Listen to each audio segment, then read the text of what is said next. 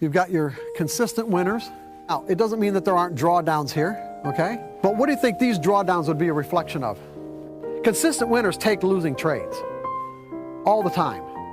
But their drawdowns are a reflection of what? Money management skills. Their drawdowns are simply a reflection of the normal losses that any trading methodology will incur. There is such a thing as normal losses. Then you've got people who learn something about how to trade, who acquire a good methodology where it is possible, based on that methodology, to experience a consistent income, but your equity curve might look more like this.